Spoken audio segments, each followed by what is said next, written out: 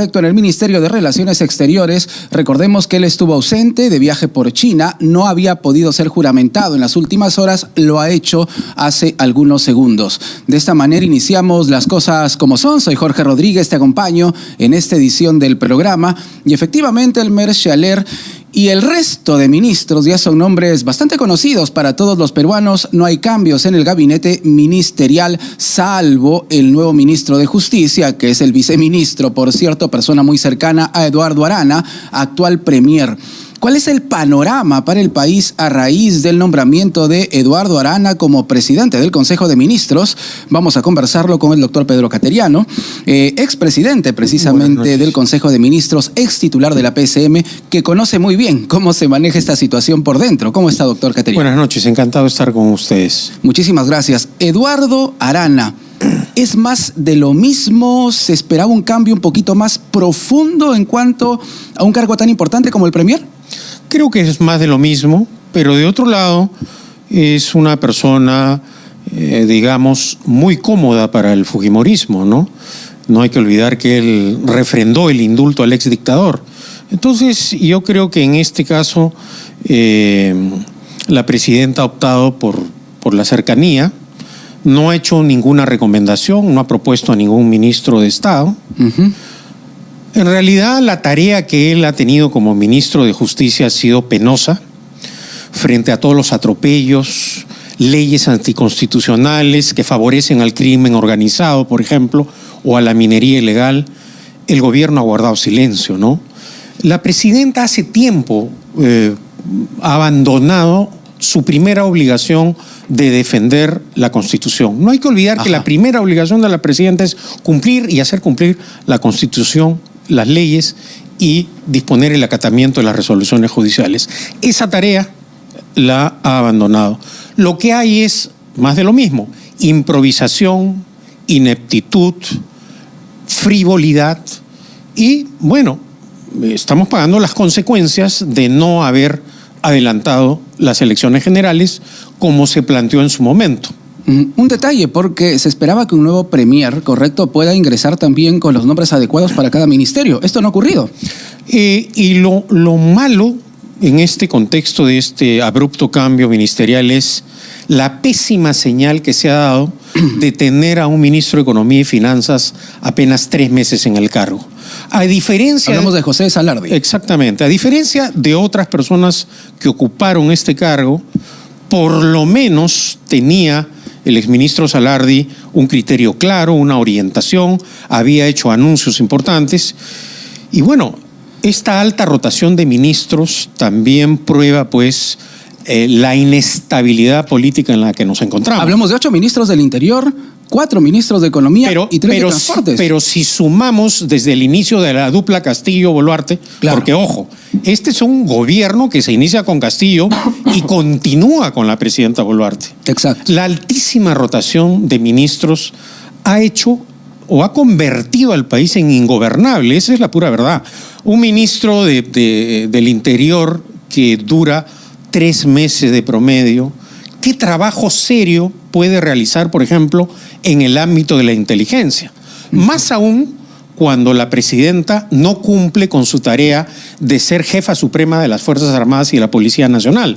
Porque la tarea de enfrentar al crimen organizado, al terrorismo, al narcotráfico, le compete al presidente de la República. Definitivamente. ¿No? Usted habló al inicio de que este acercamiento con el Congreso continúa y tenemos allí a un ministro, hablamos de César Sandoval, que proviene precisamente de APP. Bueno, en realidad también acá lo que hay con el partido de propiedad del señor Acuña es una sólida alianza, ¿no? Ministro, embajador en España, otro ministro por acá, ministro de Salud, la maquinaria, y es una alianza que no tiene ningún pudor en ocultarla el señor Acuña, que dicho sea de paso también se caracteriza por la frivolidad, por pensar, él está más preocupado en irse a Madrid a ver el partido entre el Barça y el Real Madrid que en solucionar la alarmante situación por la que atraviesa Trujillo. Amenazado por el crimen organizado. Trujillo no tiene un buen suministro de agua potable. Tiene en este momento además una situación de descontrol con el avance de la minería ilegal Y en Patas, que pertenece a la región de La Libertad, precisamente. Por esa razón menciono el tema. Y el señor Acuña está en otra. Tiene otros problemas, tiene otras prioridades. Entonces, acá lo curioso es la frivolidad de cierto sector de la derecha como el señor Acuña, y de cierto sector de la izquierda como la presidenta Boluarte, ¿no? Parece que la frivolidad, la sensualidad del poder ha derretido tanto a Acuña como a la presidenta Boluarte, ¿no? Claro, escuchando el debate hoy en el Congreso, y vamos a hablar ya del tema del permiso que le han otorgado a la presidenta Dina Boluarte. Escuchamos a los parlamentarios de izquierda, claro, criticar, cuestionar, correcto, a la presidenta Dina Boluarte, pero habría que recordar que la mandataria Dina Boluarte estuvo en la fórmula presidencial de Pedro Castillo, que nos presentó Perú Libre. Exactamente. Con esos congresistas que ahora la critican. La critican, pero usando la escopeta de dos cañones. Ajá. Porque si revisamos votaciones del bloque magisterial y de Perú Libre, en temas, por ejemplo, de apoyos definitivos, votan como Fuerza Popular y votan como Alianza para el Progreso. Y lo que hay, pues, es una alianza política contra natura inesperada que controla la agenda política del país, porque en eso sí se han puesto de acuerdo Keiko Fujimori, Acuña, Luna y Vladimir Cerrón, en controlar, de acuerdo a sus intereses políticos y partidarios, el manejo del Congreso. En ese aspecto, la mesa directiva que se instaló continúa navegando sin ningún problema, ¿no? Tenemos ahora a Eduardo Arana, los ministros ya conocidos por todos, incluyendo los tres, ¿no? Aunque a Raúl Pérez Reyes no podríamos llamarlo nuevo ministro. Ellos van a continuar seguramente el camino que ha dejado ya Gustavo Adriancén. El Congreso tiene la oportunidad de darle o no la investidura. ¿Cuál cree usted que va a ser la posición de este Parlamento? Este Parlamento, desde que se inició el catastrófico gobierno de Pedro Castillo, ha tenido pánico a la disolución, ha actuado con cobardía. Inclusive, recordemos que cuando Aníbal Torres los acusó de golpistas, se quedaron mudos, paralizados por el temor a la disolución. Se van a convertir en valientes recién el último año de su mandato, cuando no puedan ser disueltos. Pero ahora es teatro, insulto, agravio, polarización y nada más. ¿Cree usted que igual le van a dar el voto de investidura entonces? No me puedo adelantar, no me gusta especular, pero lo que privilegian los señores parlamentarios son sus intereses personales y sus billeteras. Eso podría también explicar... De izquierda y de derecha, claro, no sí, digo sí. de un sector del Parlamento. Ha quedado claro, sí. Perfecto. Eso podría explicar también el voto de hoy. Finalmente, el Parlamento, con 68 votos a favor, aprobó el viaje de la presidenta Dina Boluarte al Vaticano para la ceremonia de entronización del Papa León XIV, a pesar de lo que habían dicho muchos congresistas, que decían que no era oportuno, que tenía que resolver la crisis interna, pero al final, bueno, le dieron un voto mayoritario. Y hay que decirlo claramente, yo no cambio mis criterios jurídicos de acuerdo a los contextos. Se está autorizando la salida con una ley manifiestamente anticonstitucional que viola lo prescrito en la Constitución. Es decir, esta discusión del encargo del despacho, de la carencia de un vicepresidente, continúa. Y forma parte de esta actuación del Parlamento y del Gobierno que ha venido desnaturalizando por completo el sistema político imperante en el Perú. Ayer veíamos, por ejemplo, a un periodista que suele opinar, que pontifica, decía, ¿no? Como acabas de hablar de hay que vacarla, ¿no? Es decir, hay un uso político y una malinterpretación de la Constitución que nos ha situado en este ambiente de anarquía, ¿no? Contribuye a esto, naturalmente, la falta de conciencia constitucional, ¿no? Los parlamentarios creen que con la fuerza bruta de los votos pueden hacer cualquier cosa. No. Claro. Un acto legislativo siempre debe respetar lo dispuesto por la Constitución. Bajo esa lógica jurídica, por ejemplo, la ley de estatización de la banca de García hubiese sido constitucional. Si todo constituye en votos y no respetar lo prescrito en la Constitución, entonces estamos en esta crítica situación por un comportamiento antidemocrático tanto del gobierno como del Parlamento, ¿no? Quisiera incidir en el tema del voto de investidura. Claro. Y acudir a un recuerdo. Usted fue el último premier en la práctica del expresidente Martín Vizcarra. Acudió al Congreso y le negaron precisamente esa posibilidad. ¿Cómo es este procedimiento al interior del legislativo? De acuerdo a la Constitución, el presidente del Consejo de Ministros concurre al Congreso a exponer el programa de gobierno. Ese programa de gobierno es debatido, es decir, las iniciativas, los proyectos que se van a ejecutar, y luego viene un voto a favor o en contra. Si se vota a favor, se extiende la confianza, ejerce plenamente las funciones el presidente del Consejo de Ministros. Correcto. Si no se le extiende la confianza, el presidente del Consejo de Ministros está obligado a renunciar y cae todo el gobierno. En mi caso ocurrió una cosa muy curiosa. Sí, por favor. La primera vez, cuando creyeron que no me iban a extender el voto de confianza, me lo extendieron. Y en la segunda oportunidad, en plena pandemia, cuando se creía que me lo iban a extender, no me lo dieron. Pero yo recuerdo que en la segunda ocasión señalé ante el Congreso que la gran amenaza al país y el avance del crimen era a través de la minería ilegal. Lamentablemente, el tiempo me ha dado la razón. Mis enemigos y adversarios disfrutaron de la negativa de confianza. Pero hoy, las consecuencias de no haber enfrentado con firmeza la minería ilegal, lamentablemente las estamos pagando, ¿no? Con relación a los nuevos titulares de los ministerios, salvo, repito, Raúl Pérez Reyes, que de nuevo no tiene nada, ha pasado simplemente de una cartera a otra, hay varias objeciones. Por ejemplo, en el caso de Carlos Malaver, ministro del Interior, se habla de una reunión confirmada, por cierto, está registrada con el señor Santibáñez, a quien le crearon un puesto y una oficina también en el Ejecutivo de Dina Boluarte. ¿Podemos entender que desde lejos Santibáñez continúa manejando los hilos del poder? No lo sé. Lo que yo veo es un desgobierno. No veo ningún manejo. Ajá. Lo que yo aprecio Para empezar, no hay manejo.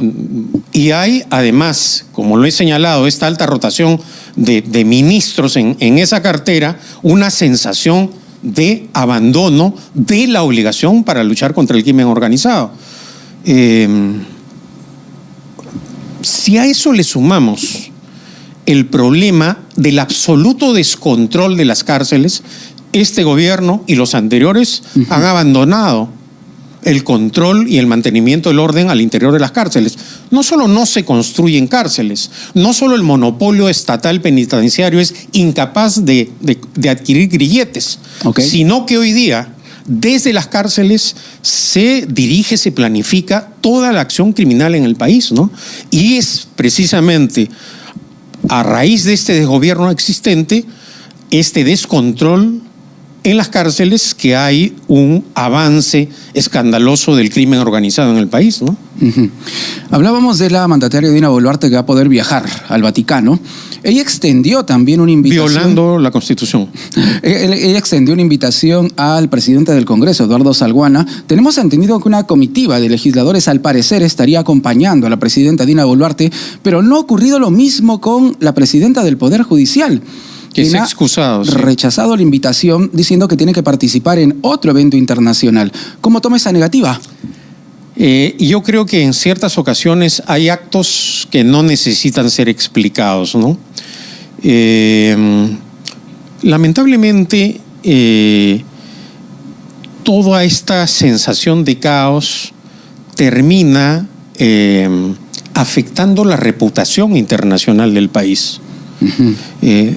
La tarea de dirigir las relaciones internacionales es muy delicada y no es precisamente una, labor que ha desarrollado este gobierno con profesionalismo, sino todo lo contrario, ¿no? Sin duda alguna, la elección del Papa para el país, para nosotros, ha significado un momento de gran alegría, ¿no? Claro. Que además el propio Papa, con su mensaje desde que asumió sus funciones, ha demostrado su compromiso, su cercanía, su amor por el Perú. De alguna manera expresa, ¿no es cierto?, una cercanía que nunca se nos ocurrió que íbamos a tener de esta forma, ¿no? Lamentablemente, todos estos caóticos procedimientos violatorios del orden constitucional, criollismo, frivolidad, ineptitud, uso de la mentira, encubrimiento de actos ilícitos, manchan, ¿no es cierto?, algo que debería ser, digamos, un acto que no sea criticado, ¿no? Claro. La presidenta Dina Boluarte lleva más de 200 días sin declarar a los medios de comunicación. Claro, contamos con quien oficialmente es el vocero, ¿correcto? Que es el presidente del Consejo de Ministros. Pero esa es una conducta absolutamente antidemocrática, ¿no? La de la presidenta. La de la presidenta Boluarte. Una autoridad auténticamente democrática da cuenta de sus actos. Correcto. Es absolutamente condenable y vergonzoso que la presidenta no tenga contacto con la prensa, que no informe. Así es. Pero es que ella tiene un grave problema. ¿Cuál es? El uso de la mentira permanentemente, ¿no? Ojalá que en este viaje al Vaticano se confiese, ¿no? Haga un propósito de enmienda, ¿no?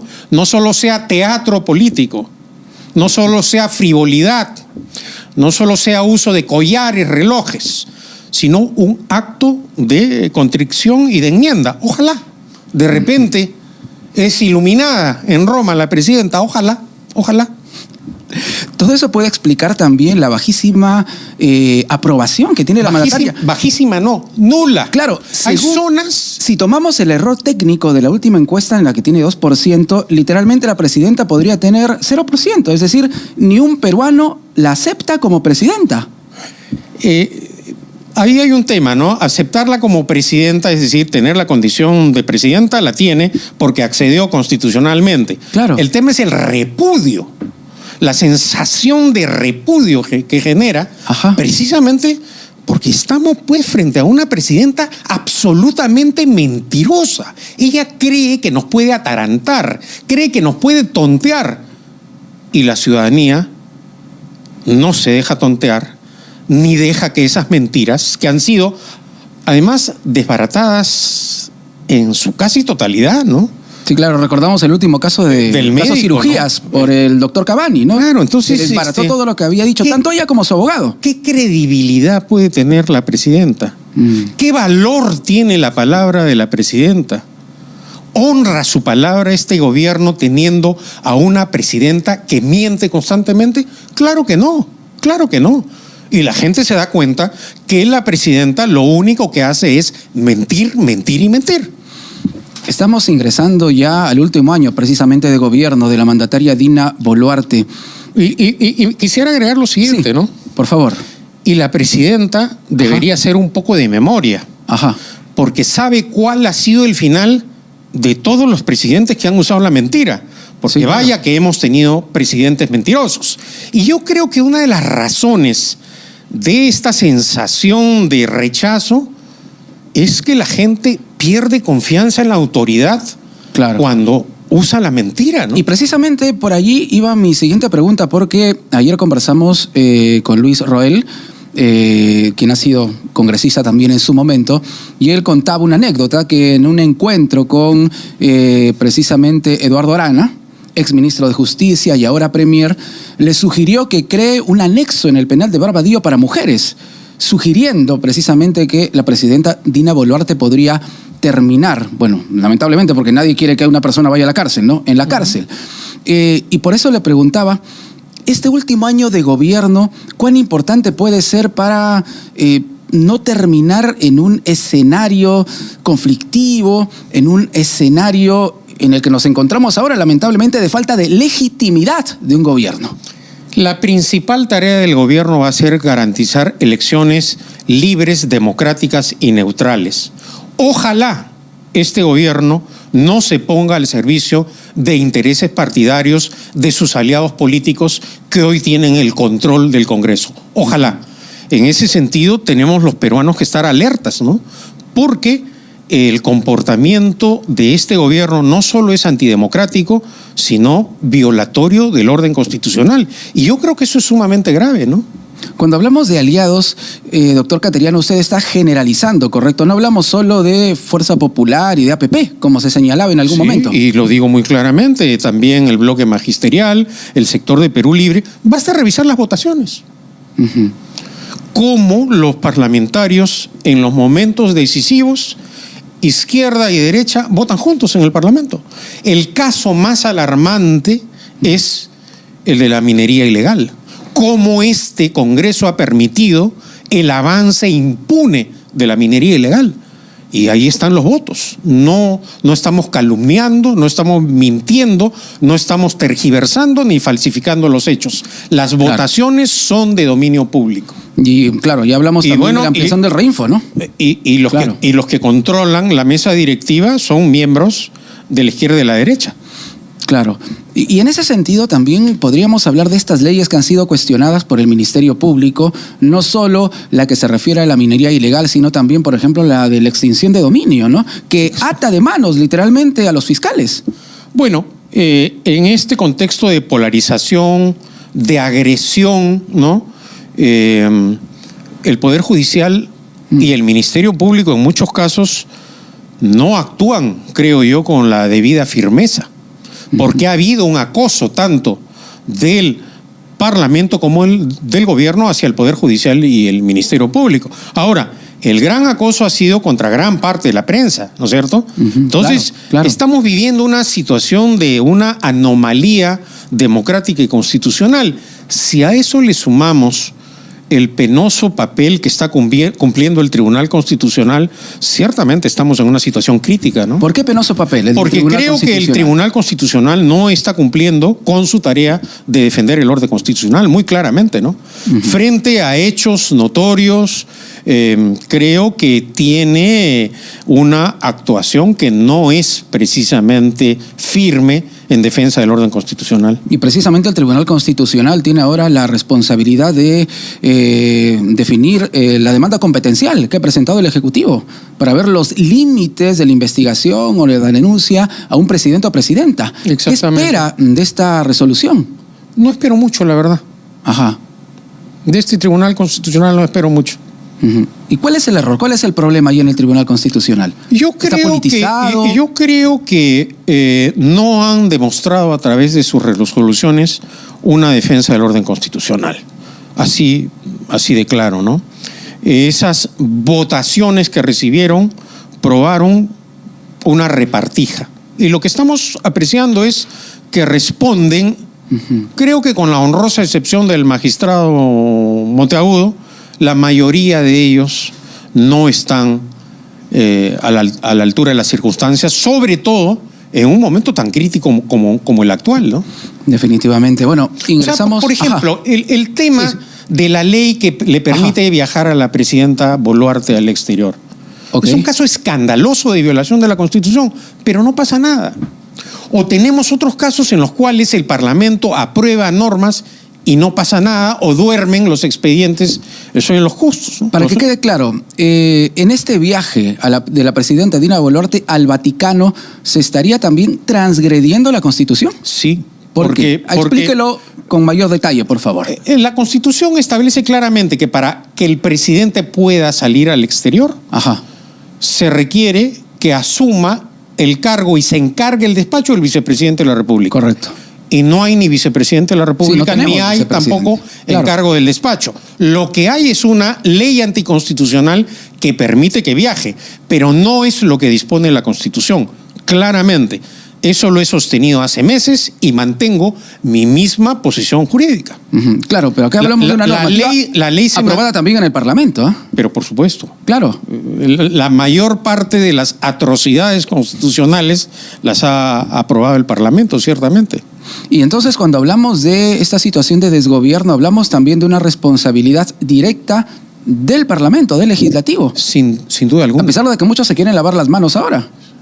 Y además, muchos parlamentarios le echan la culpa a la presidenta, ¿no?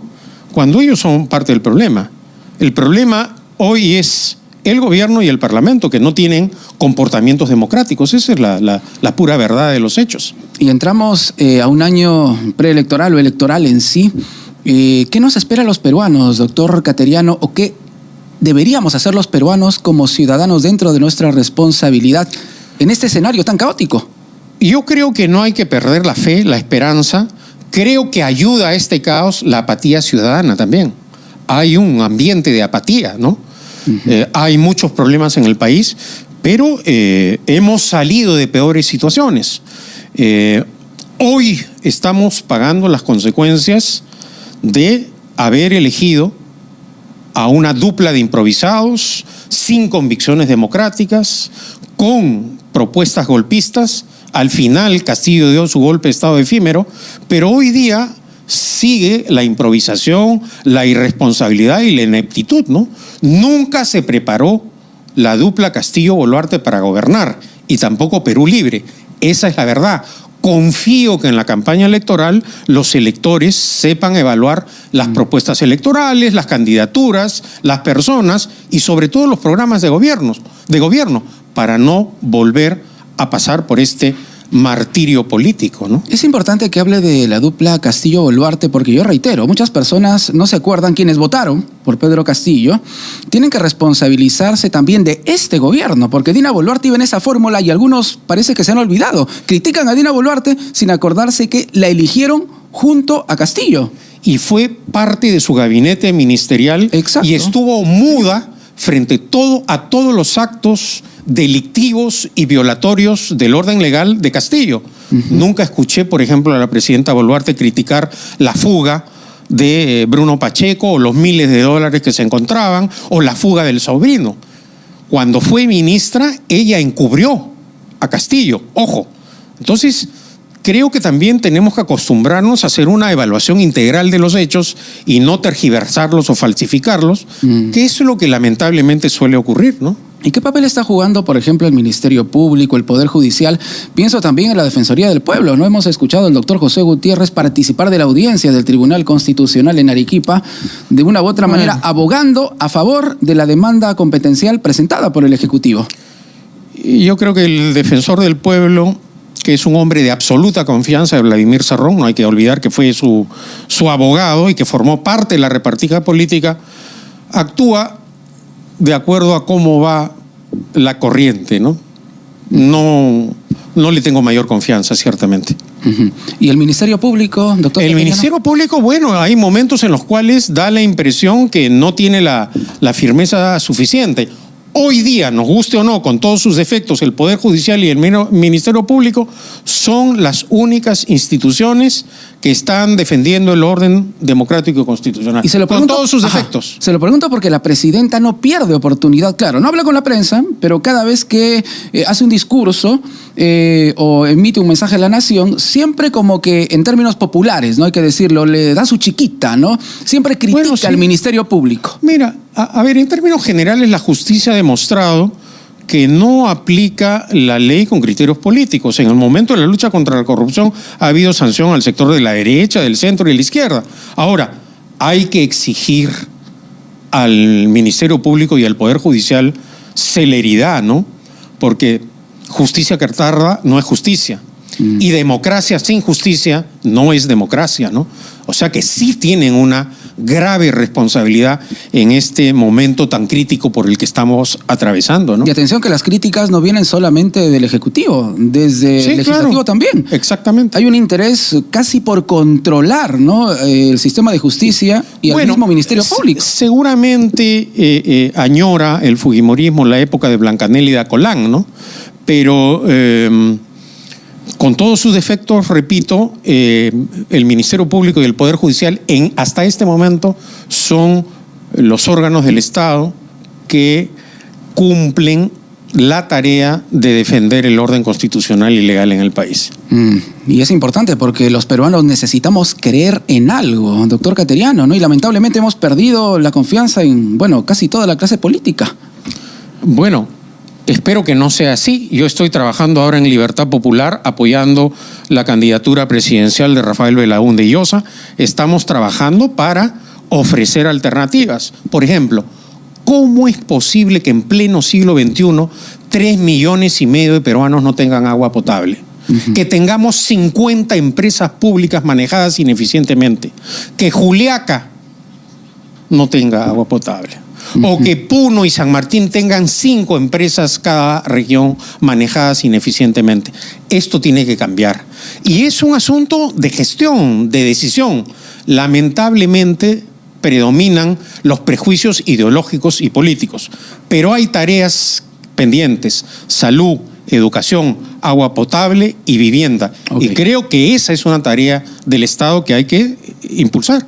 Definitivamente lo invitaremos más adelante para hablar Muchas de propuestas. gracias. Muchísimas gracias, doctor Cateriano. Buenas noches. Pedro Cateriano, ex titular de la presidencia del Consejo de Ministros, con nosotros aquí en Las Cosas Como Son. Volvemos para hablar con Víctor Cubas, vocero institucional del Ministerio Público, y esta ley que ha causado tanta polémica, que considera imputables a los menores de 16 años. Con eso y más, volvemos aquí en Las Cosas Como Son.